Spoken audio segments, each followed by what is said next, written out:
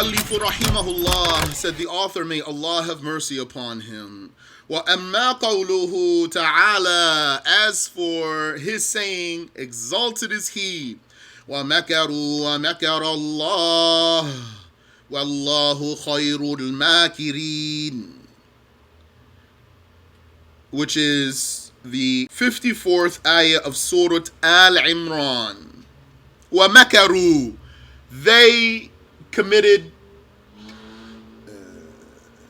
deceit. They harmed people by trickery. وَمَكَرَ اللَّهُ, and Allah will punish them for their deceit in a way that they do not expect. وَاللَّهُ خَيْرُ الْمَاكِرِينَ, and Allah is the best. Yani, very literally, or almost literally, Allah is the best at makr. Makr, M-A-K-R, makr. Mim kaf ra. Makr, in reference to the human being, well, Shaykh is going to say. I'll let the Shaykh do the talking. فَالْمَكْرُ مِنَ الْخَلْقِ خُبْثٌ وَخِدَاعٌ. Makr from the creations is wretchedness and trickery, yani, together, mixed.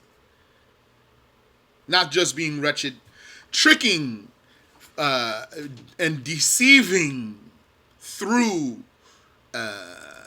maneuvering. لإيصال الضرر إلى الغير باستعمال حيلة, for harming someone through using trickery or scheme. That's the meaning of makr.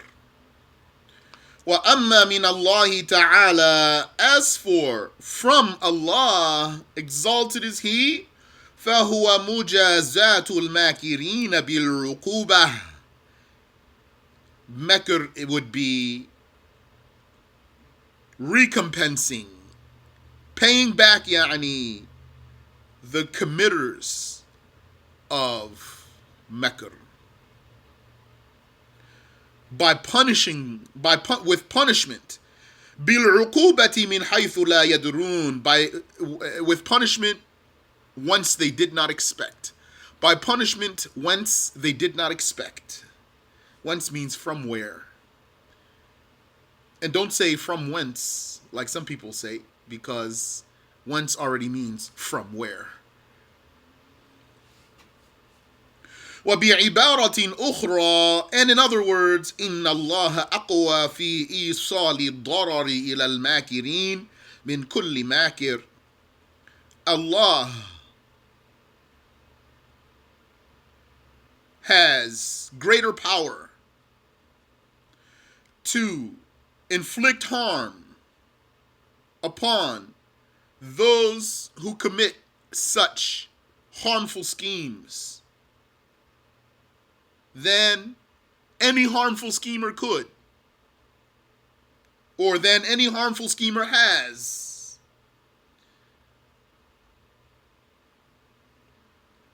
جَزَاءً لَهُمْ عَلَى مَكْرِهِمْ, paying them back for their deceitful schemes, their deceitful, harmful schemes. فَالْمَكْرُ بِمَعْنَى الْإِحْتِيَالِ مُسْتَحِيلٌ عَلَى اللَّهِ. Therefore, makr, with the meaning of scheming, is impossible to be attributed to Allah. Ash-SharH, the explanation. في هذه الآية أسند الله إلى نفسه المكر. In this verse, Allah has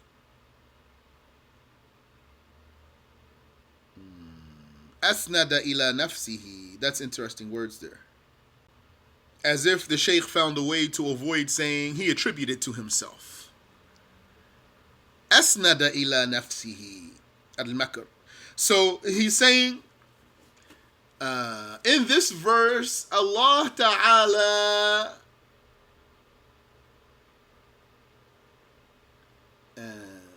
made the act of makr related to the name of Allah in the sentence. وَمَكْرُ اللَّهِ لَيْسَ كَمَكْرِ الْعِبَادِ. And the makr of Allah is not like the makr of the slaves. Yani, when I said that as if he found a way to not say attribute it to himself, because we don't say Allah has an attribute called al-makr. And we don't say that Allah has a name al-makir. Aywa, here isnad, as if yani asnada is from the word isnad. Isnad is like a link, like in the hadith. So in grammar, there's also something called isnad. Yusnidu shay ila shay, like the relationship between a subject and a predicate, for example. Asnad Allahu ila nafsihi al-makr. In this ayah, Allah Ta'ala made the word makr related to Allah in the sentence. وَمَكْرُ اللَّهِ لَيْسَ كَمَكْرِ الْعِبَادِ. And the makr of Allah that's mentioned in the ayah, but that doesn't mean that there's an attribute called makr, is not like the makr of the slaves. مَكْرُ الْإِنسَانِ أَنْ يُحَاوِلَ إِيصَالَ الضَّرَرِ إِلَى إِنسَانٍ بِطَرِيقَةٍ خَفِيَّةٍ. The makr of the human is to try to harm another person in a sneaky way. يحتاج فيها إلى استعمال بعض الحيل. In order to do so, one would need some schemes. أما مكر الله فليس هكذا. As for the makr of Allah, it is not as such. مكر الله هو إيصال الضرر إلى من يشاء من عباده. The makr of Allah is inflicting harm upon whomever he wills of his slaves. من حيث لا يعلم ذلك العبد ولا يظن ولا يحسب أن الضرر يأتيه من هنا. Whence that slave knows not, nor does he suspect, nor does he reckon that the harm would come in such a way.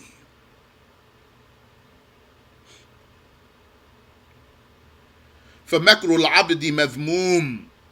And so the makr of a slave is dispraised or blameworthy. أَمَّا مَكْرُ اللَّهِ لَا يُذَمُّ. As for the makr of Allah, it is not dispraised. لِأَنَّ اللَّهَ لَا يَجُوزُ عَلَيْهِ الظُّلْمُ. Because Allah, it is not valid that he be attributed with injustice. That means that word, when attributed to the slaves, means something imperfect fundamentally. Originally and fundamentally, is not good. That's the point here. Allah is not attributed with imperfection. There are some words that came in the Qur'an that their meanings are originally and fundamentally imperfections. And then those words are or have been related to Allah Ta'ala in some ayahs, like this one we're reading now. Shaykh is going to mention some others. Nasullaha fanasiyahum. They forgot Allah, so he forgot them, would be the literal translation. So, would someone say Allah is attributed with forgetfulness? No. So, the way the Shaykh is talking here, he's saying the makr of the slaves means this, and the makr of Allah means this. But he does not mean to say that Allah has an attribute called makr. He's saying this makr that has been referred to Allah in the ayah means, as if there's something in there. Just like when we explain another ayah, Nasullaha fanasiyahum. We're not going to say the forgetfulness of the slave is this and the forgetfulness of Allah is this, meaning he has an attribute called that. No. And so, as we're going to see here, it's not simply that something is mentioned in the Qur'an or the Sunnah about Allah, let's even, if we want to go as far as use the words attributed to Allah, something might be attributed to Allah in the Qur'an or the Sunnah, and that doesn't prove an attribute for Allah. Those words might seem contradictory. And what it means is, some things might be mentioned about Allah, said about Allah, or attributed to Allah. Because you can say attributed to, because attributed to has different meanings, different connotations, that is. Because didn't Prophet Salih say, Naqat Allah, the she-camel of Allah? So he attributed the camel to Allah. That doesn't mean that the camel is an attribute of Allah, like that. And in different places, Allah attributed the soul of Adam to himself, the soul of Jesus to himself, the shadow of the ceiling of paradise to himself. None of those are attributes of Allah. They are attributed to Allah without being attributes of His. And Makr is like that, and also other things we're going to see. That this is why the Shaykh has dedicated this chapter to explain this very important case here. Or else the unlearned person would read ayahs of the Qur'an or hadiths of the Prophet and then say Allah has this attribute and that attribute without being qualified to do so. In this verse, Allah has attributed to Himself or referred to Himself within the sentence the Makr. But we can keep it easy on ourselves. He attributed to Himself the Makr. But the way the Shaykh said it, he didn't say wasafa nafsahu. He described himself. He said asnada ila nafsihi. It means he made it be referred to him. He referred it to himself, something like that. Or he linked it to himself, but not here with the meaning of it being an attribute of his. Perhaps that's why the Shaykh chose that alternative wording there. Asnada ila nafsihi. فَمَكْرُ الْعَبْدِ مَذْمُومٌ. Thus, the makr of the slave is dispraised or blameworthy.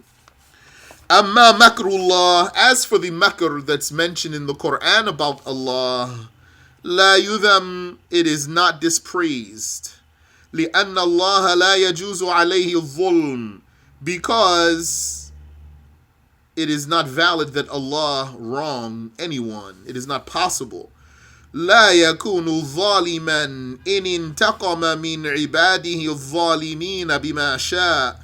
He would not be an unjust one for punishing his unjust slaves as he willed. قال المؤلف رحمه الله, said the author, may Allah have mercy upon him, وَكَذَلِكَ قَوْلُهُ تَعَالَى, and likewise his saying, exalted is He, Allahu yastahzi'u bihim. The 15th ayah of Surah Al-Baqarah, which means, in a literal translation, Allah belittles them, or Allah makes fun of them. أي يجازيهم على استهزائهم. The meaning is that He pays them for their belittling, their belittlement, their sacrilege, their making fun of what should be honored. Like they're making fun of the Muslims.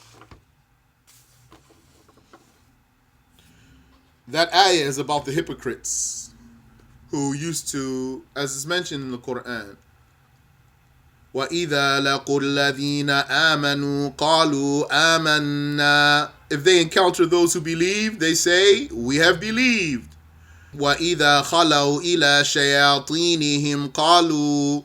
And if they are alone with their devils, which could mean their leaders, they say, إِنَّا مَعَكُمْ. Indeed, we are with you in religion.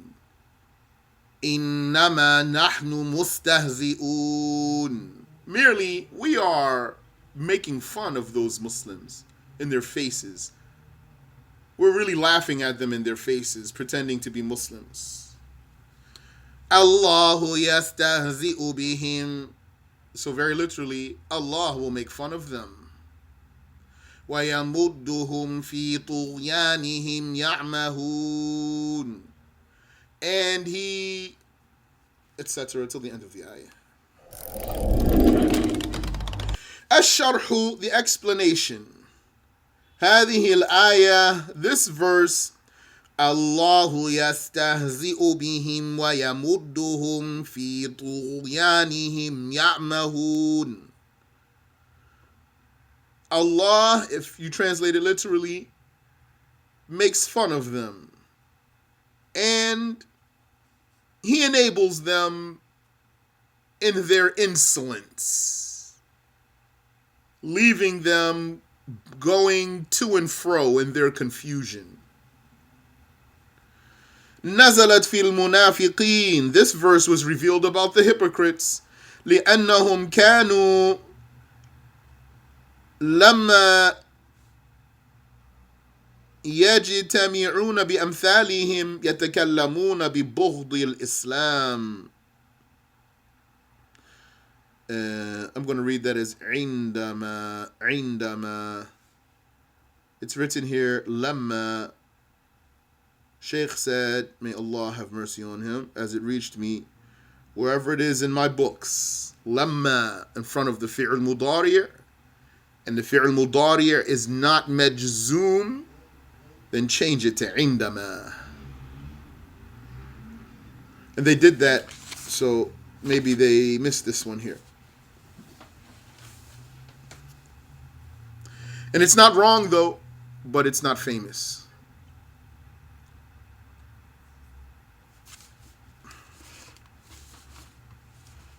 And someone might think it's wrong.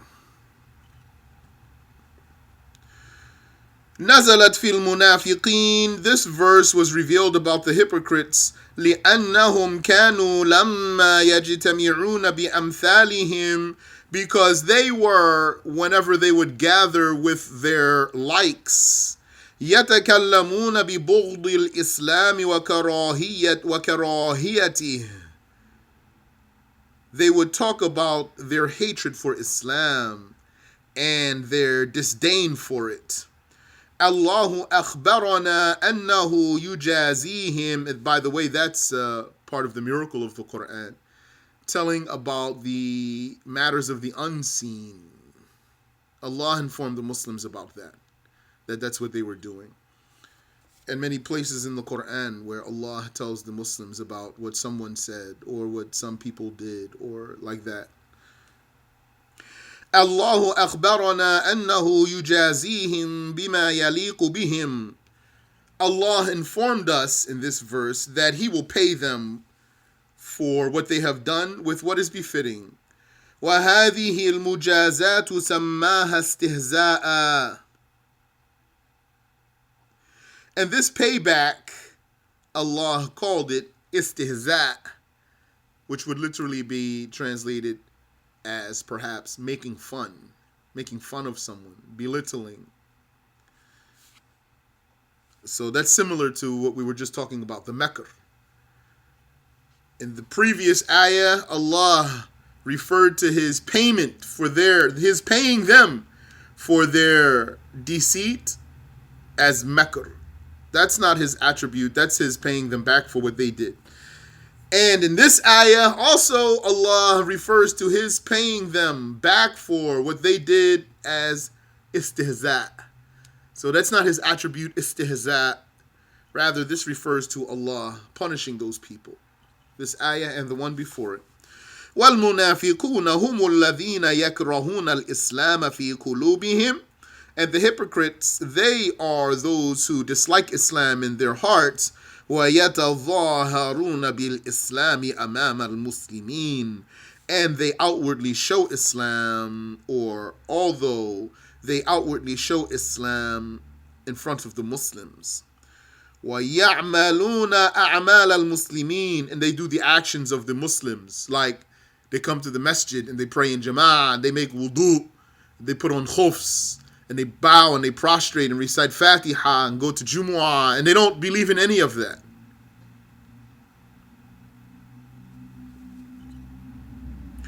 وَلَكِنْ قُلُوبُهُمْ فِيهَا شَكٌّ أَوْ إِنْكَارٌ. However, their hearts have doubt or denial. That is, they do that when they're in front of the Muslims, not when they're alone. Those hypocrites, when they're alone, they don't do anything like that. And it was reported, for your information here, that the Prophet ﷺ warned us from praying the prayer of the hypocrite. What's the prayer of the hypocrite? The prayer of the hypocrite is the prayer of the one who prays all the way at the end of the time, and then when he makes his moves, when he puts his head down, he puts his head down like how the bird pecks at the ground. How fast is the bird peck at the ground? That's how fast he makes sujood, for example. He's like a pecking bird. So I remind myself and you, attach your heart to the prayer. Don't delay your prayer to the end of the time. Don't pray the prayer of the hypocrite. Don't rush through your prayer if you have enough time, or if you don't have something you need to do. If you have something you need to do, then you can speed it up a little bit. Ameen wa fikum. Tanbihum muhim, important notice. Man qala yajuzu tasmiyatullahi nasiyan aw makiran aw mustahzi'an kafar. Whoever says that it is valid to call Allah a forgetter, or a deceiver, nasi, a forgetter, or a makir, a deceiver, or a schemer, or mustahzi, a belittler, kafar. Whoever said that's valid, blasphemes. So that shows you that the way the Shaykh was wording what he was saying does not mean that he's saying Allah has an attribute called makr. لِأَنَّهُ اسْتَخَفَّ بِاللَّهِ, because he would by this be belittling Allah. أَمَّا إِذَا قَالَ عَلَى وَجْهِ الْمُقَابَلَةِ. As for if he said it in the way of, I don't know what that might be called in rhetoric, in English rhetoric, but I'm just going to translate it. Muqabala means matching. As for what was said in the way of matching a statement, a said statement, as for a subsequent statement that is said in the way of matching a previous statement, the wording of it matches, but the meaning, even though it's the same words, but the meaning is different when it came the second time. It was only said the second time that way to match the first time, but not to have the same meaning. That's called muqabala. I'm going to call it matching. أما إذا قال على وجه المقابلة. As for if a person said these things to match the statements, فليس فيه تنقيص. Then there is no subtracting from Allah Ta'ala, or degrading him. كما في قوله تعالى, like what came in the saying of Allah Ta'ala, وَمَكَرُوا وَمَكَرَ اللَّهُ. They did makr, which is their deceitful scheming to harm people in a tricky way. And Allah did makr, which is his punishing them for their deceit. So it's not the same meaning. It's just matching the words because of some relationship there. Which is what? They did trickery. They harmed people in a way that people didn't suspect because they were scheming. So Allah will harm them by punishing them for what they did in a way that they don't expect. So that's the common meaning there in the language. That's the commonality in the language that validates matching the words like this. وَقَوْلِهِ, and also the saying of Allah, which is the 67th ayah of Surah Tawbah, نَسُوا اللَّهَ فَنَسِيَهُمْ. Very literally, they forgot Allah, so He forgot them. Meaning, they neglected believing in Allah and preparing for the afterlife. And so Allah Ta'ala in the afterlife will banish them from His mercy and leave them in hell forever. So the meaning is different. It's just that the wording was matched. Like if someone says, I want to have a word with you, and then you said, and I want to have a word with you. But you mean something different. You don't want to have the same word. According to a tafsir in Surah Yusuf, وَلَقَدْ هَمَّتْ بِهِ.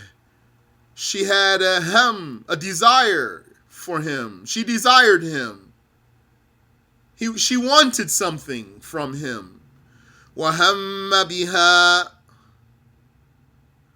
And he wanted something from her. Or that's a loose translation.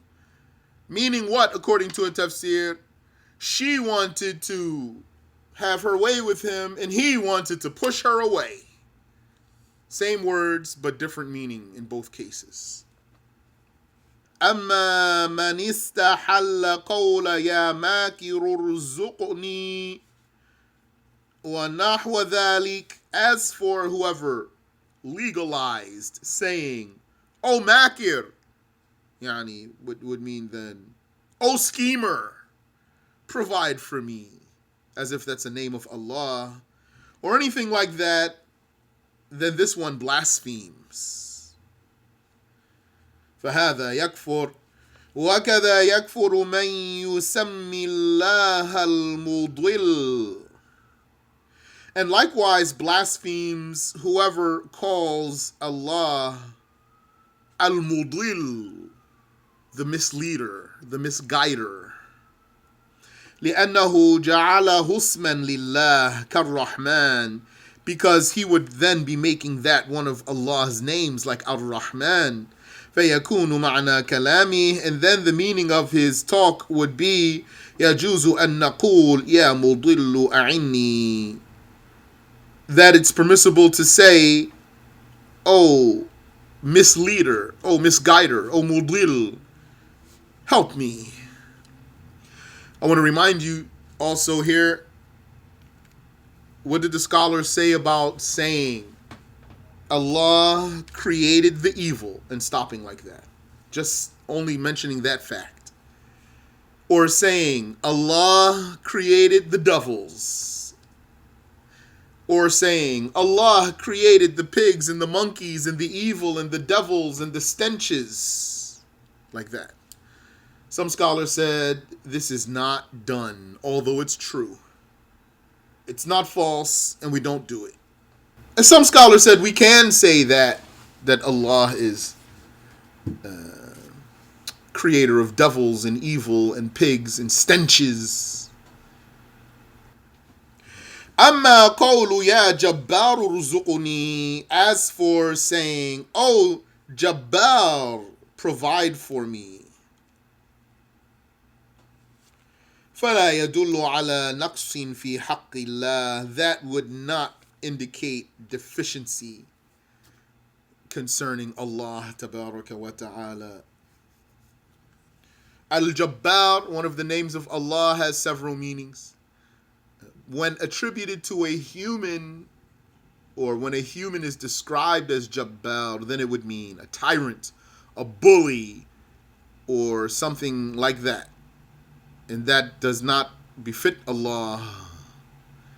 Shaykh is saying to say, Ya Jabbar Zuquni, oh Jabbar, provide for me, that's not unbecoming. That is befitting of Allah. Jabbar has several meanings.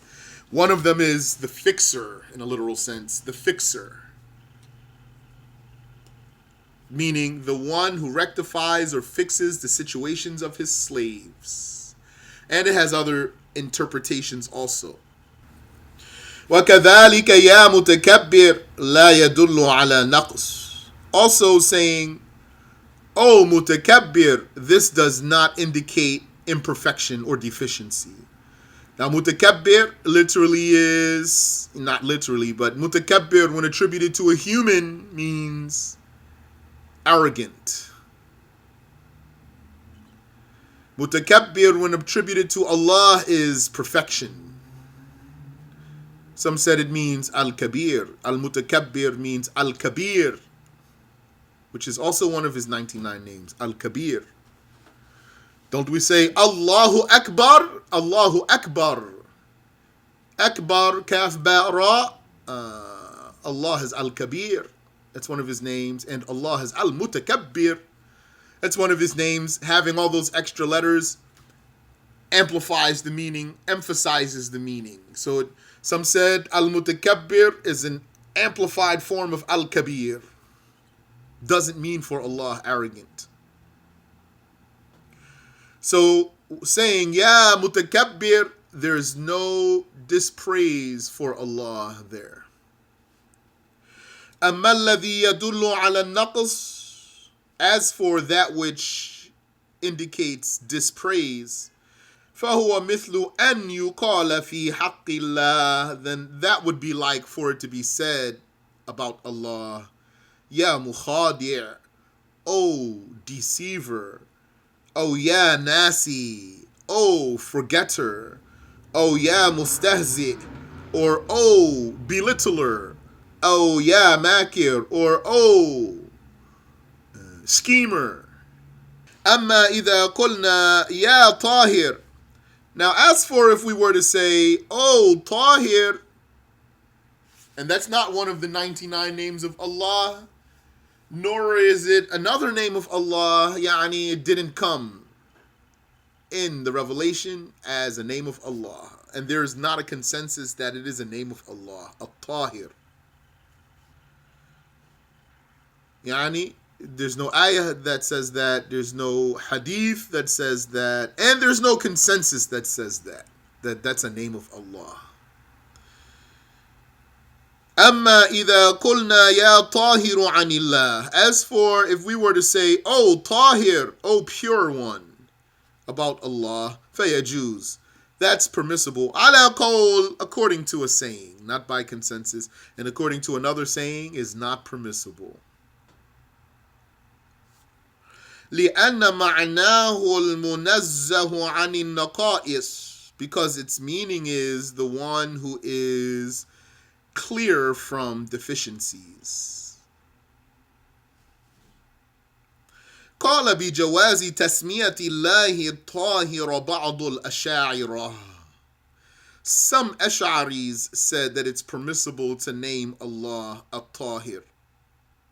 لكونه وصفا لا يوهم نقصا لله, because of it being an adjective not giving a false impression about Allah.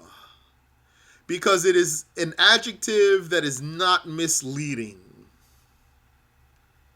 So in that is an indication of a rule, according to some. As we're going to say here, some Ash'ari said you can use this, you can name Allah Al-Tahir, although there's no ayah or hadith or consensus about that. Okay, so then, according to them, what is the standard then? How do we know if it's permissible? According to you, it must be permissible to make up names for Allah, one would say to such Ash'aris. According to you, it's permissible to make up names for Allah. So based on what? What standard? What's the rule? So they said, for one, it has to be a wasf, an adjective. Not jamid. That means not a non-derived word. Yani, like what? So, for example, in Arabic, the word ruh, soul, that's not an adjective. That's a common noun. Adjective means descriptive. Ruh is not a description. It's a thing itself. So, or for example, hajar, stone. A stone, it's not a description, it's a thing itself. Or aql, intellect. That's not a description or an adjective, that's something, the aql. Or rajul, man. Kitab, book. Right? Najm, a star. All of those are not adjectives. So they said, number one, it has to be wasf, an adjective, a descriptive name. And then number two, it has to be not misleading. Can't be an adjective that gives a false impression. Yuhimu naqsan. So here, قال بجواز تسمية الله الطاهر بعض الأشاعرة. Some Ash'ari said that it's permissible to name Allah At-Tahir, the pure one. How so? How did they justify that? لِكَوْنِهِ وَصْفًا لَا يُوهِمُ نَقْصًا لِلَّهِ. Because of it being an adjective, not giving a false impression, not misleading. And it's a non-misleading adjective. لكن الإمام الأشعري يمنع من ذلك. However, Imam al-Ash'ari prevents that. قال لا يجوز تسمية الله إلا بما ورد في الكتاب والسنة الصحيحة أو الإجماع. He said, it is not permissible to name Allah but by what came in the book and the authentic sunnah or the consensus. وَهَذَا هُوَ الْمُعْتَمَدِ. Shaykh says, and this is what is reliable. This is the reliable saying. قال الأشعري, said al-Ash'ari, وَلَا يَجُوزُ وَصْفُهُ بِالرُّوحِ. It is not permissible to describe him as ruh, soul, because that's not even a description anyway. Here it says wasfuhu, describing him. Now, we could say tasmiyatuhu, naming him, ruh, soul. That's not permissible, naming him that. Here it says wasfuhu, describing him as soul. But although soul is not really a description. وذكر مثل ذلك أبو منصور البغدادي. And Abu Mansur al-Baghdadi mentioned like that. وقال, he said, لا مجال للقياس في أسماء الله. There is no opportunity for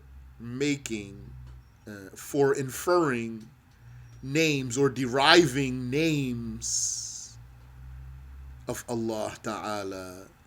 He used the word qiyas. لا مجال للقياس في أسماء الله. As you know, qiyas means comparison. So what does he mean here? Why is he saying qiyas? What he's saying is there's no consistent rule that you can use by which you can determine that this is a valid name for us to choose and this is not a valid name for us to choose. There's no qiyas concerning the names of Allah. Yani, in language, whether it's Arabic language or any other language, you have patterns, consistent rules, and then you have things that diverge from the consistent rule. Like, easy example, in English, how do you make something plural? Someone would say add S. Okay. Yeah, but there's other ways too. So you say, for example, house, mouse. What's the plural of house? Houses. What's the plural of mouse? Mice. How you know then? This is by not qiyas. You can't know that here by qiyas. The qiyas would be to say mouses. That's the qiyas. To follow the consistent rule. House, houses. Mouse, mouses. So here, the plural of mouse is mice. So that's not the qiyas. Here he's saying, لا مجال للقياس في أسماء الله. There is no opportunity, yani no way, there's no permission to infer names. Basically here, qiyas means approximately infer. Inferring by following a consistent rule. وَإِنَّمَا يُرَاعَى فِيهَا الشَّرْعُ وَالتَّوْقِيفُ. Merely what is observed concerning the names of Allah is the sacred law and discontinuation. Tawqif. Those names are discontinued or something like that. That means the names that came are all the names that there are for us to use for Allah Ta'ala, and we can't add to those. We'll stop here then, inshaAllah Ta'ala.